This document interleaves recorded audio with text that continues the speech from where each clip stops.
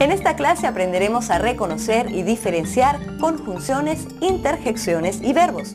Empecemos por la conjunción, que es una palabra invariable que une oraciones.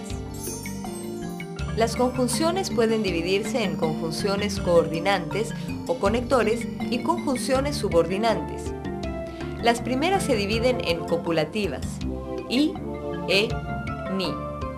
Estas conjunciones tienen por objetivo unir en relación de igualdad los elementos de una oración y, a diferencia de las preposiciones, no introducen ningún matiz de significado. Por ejemplo, Juan y Pedro viajan, o Juan conduce y Pedro descansa. El uso de la conjunción se utiliza en palabras que empiezan por el fonema i, si este no inicia diptongo. Por ejemplo, Ana Isabel.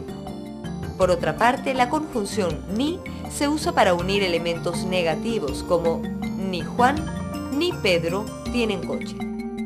Conjunciones disyuntivas: o, u, ya, hora, bien. Siempre expresan alternancia o una opción entre dos o más posibilidades, como en la oración dame un lápiz o un bolígrafo. Adversativas: pero, más, si no, salvo, aunque, sin embargo, no obstante. Estas preposiciones cumplen el rol de contraponer un elemento a otro que restringe el significado de la oración. Por ejemplo, está enfermo, pero no grave.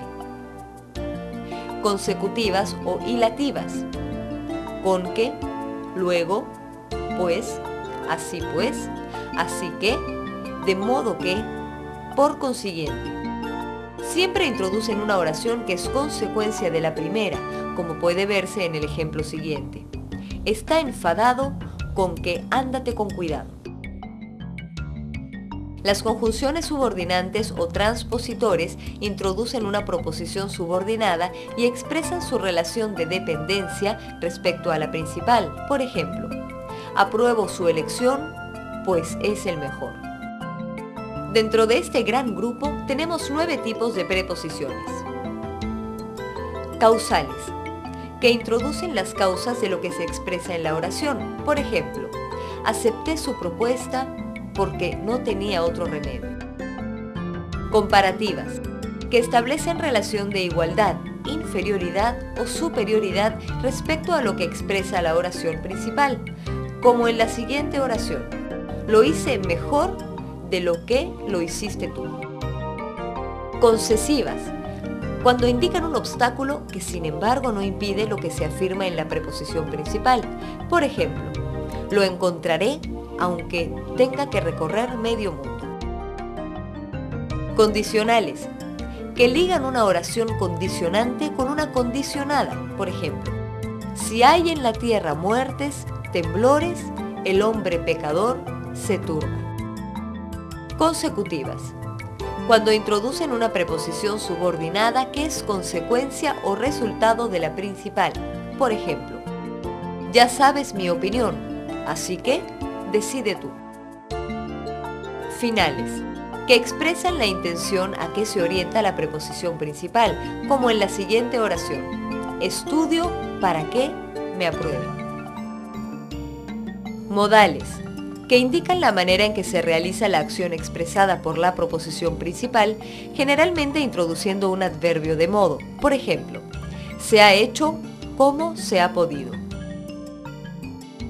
Temporales, cuando indican una circunstancia de tiempo, simultáneo, anterior o posterior, relativa al verbo de la oración principal. Por ejemplo, siempre que nos vemos, nos saludamos. Y por último, preposiciones de lugar, que señalan una circunstancia de lugar relacionada con la oración principal y puede formarse con un adverbio y una preposición. Por ejemplo, iremos a donde tú vayas. Ahora vamos a hablar sobre la interjección. Según la gramática tradicional, la interjección no es estrictamente hablando parte de la oración, pero al emplearse como complemento de ella, se la incluye en su estudio.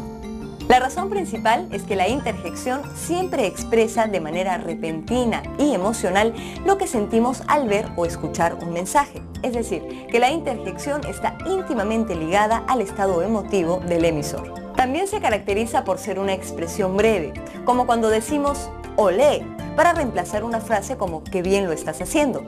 Algunas interjecciones de uso común son ay, va, por Dios y otras similares. La gramática tradicional divide las interjecciones en propias e impropias. Las interjecciones propias constituyen numerosas palabras del vocabulario común, sean nombre, adverbio, verbos o adjetivos, como cuando exclamamos ¡hombre! ¡Bravo! O ¡bien! El carácter propio les viene por el hecho de ser empleadas por voluntad del hablante, dándose el caso de haber quedado fijados en el uso común. Algunas de estas interjecciones dan lugar a sustantivos, por ejemplo, los ayes de los heridos, donde se puede ver cómo la interjección de queja se convierte en un sustantivo. Las interjecciones impropias están conformadas por innumerables palabras de uso común, pronunciadas con mucho énfasis y que pueden pertenecer a diferentes categorías gramaticales. En este tipo de interjecciones se pueden hallar muchas exclamaciones utilizadas en las plegarias como Dios mío o Jesús. También muchas que expresan significados obscenos, escatológicos o eufemísticos. El verbo es otra parte importante de la oración. Los verbos siempre expresan la acción, movimiento, proceso o estado que realiza el sustantivo. Los verbos indican no solo las tres posibilidades temporales, presente, pasado y futuro, sino que también expresan si una acción está acabada o no. Por ello, su inclusión en la oración gramatical es fundamental.